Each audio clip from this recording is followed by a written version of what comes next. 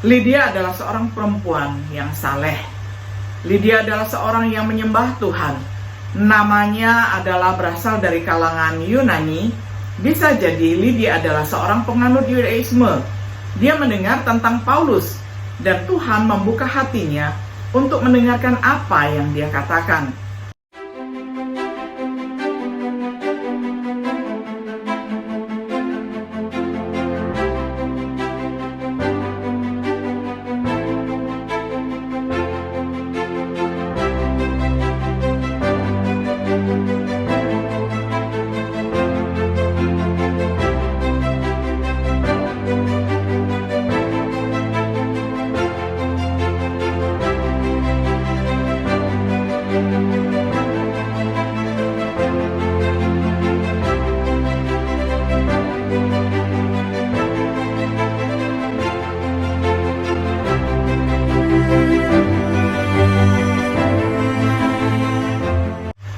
Shalom sahabat Biblika yang dikasih oleh Tuhan. Sungguh senang kita dapat berjumpa kembali di dalam acara Refleksi Sahabat Biblika. Pada hari ini kita tiba pada episode yang ke-46 di dalam serial pembahasan Kitab Kisah Para Rasul dengan tema Pertobatan Pebisnis Perempuan. Saya akan bacakan firman Tuhan untuk kita semuanya dari Kisah Para Rasul pasal 16 ayat 11 hingga ayatnya yang ke-15. Saya akan bacakan untuk kita semuanya di dalam terjemahan sederhana Indonesia. Lalu kami naik kapal dari Troas dan berlayar langsung ke pulau Samotrake, dan pada hari berikutnya kami tiba di kota Neapolis. Dari sana kami berjalan ke kota Filipi, yaitu kota terpenting di Makedonia. Warga Filipi kebanyakan berasal dari kota Roma. Kami tinggal di sana selama beberapa hari. Pada hari Sabat kami pergi ke pinggir sungai di luar pintu gerbang kota. Di kota itu belum ada rumah pertemuan orang Yahudi. Jadi kami berpikir mungkin orang-orang Yahudi biasa datang ke situ pada hari Sabat untuk beribadah bersama. Kami melihat beberapa perempuan yang sudah berkumpul lalu duduk berbicara dengan mereka. Salah satu dari mereka bernama Lydia yang berasal dari kota Tiatira. Dia pedagang kain ungu dan sudah menjadi penyembah Allah, walaupun dia bukan orang Yahudi. Waktu Lydia mendengarkan Paulus, Tuhan membuka hatinya sehingga dia percaya kepada apa yang diajarkan Paulus. Jadi dia dan semua orang yang tinggal di rumahnya dibaptis.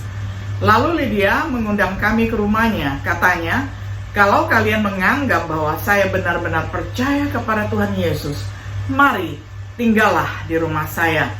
Maka dengan senang hati kami menerima tawarannya.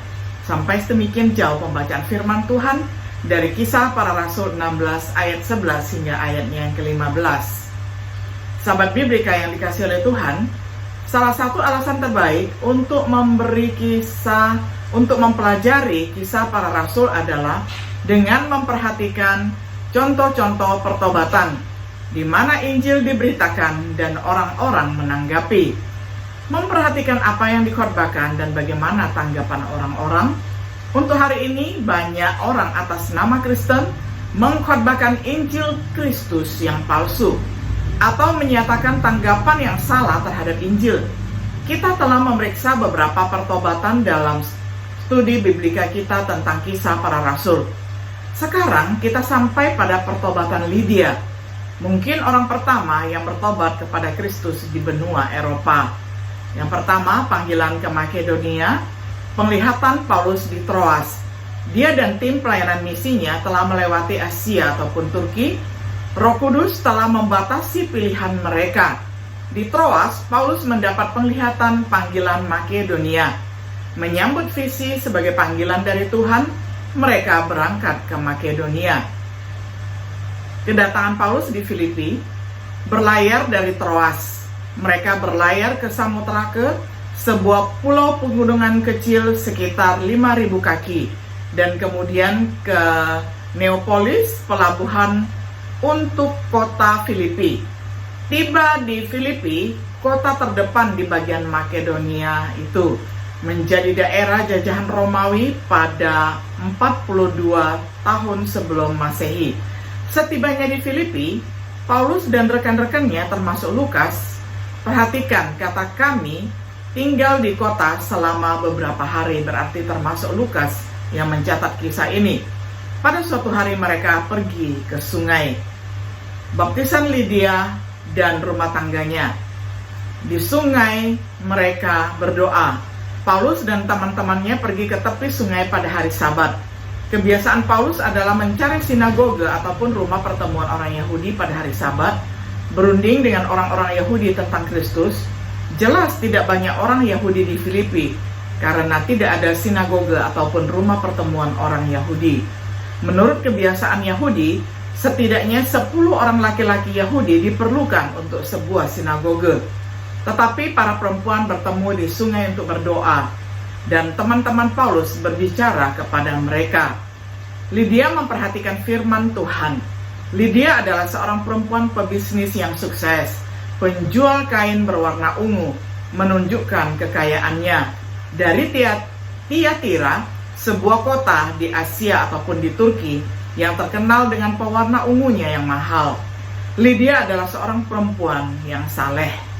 Lydia adalah seorang yang menyembah Tuhan.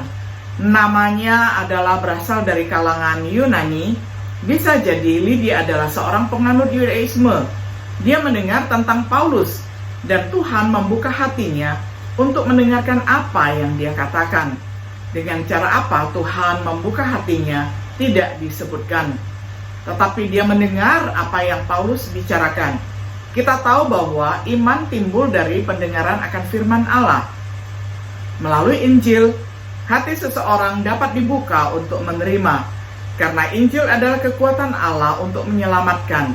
Ini menceritakan tentang kebaikan Tuhan yang harus menuntun seseorang untuk bertobat.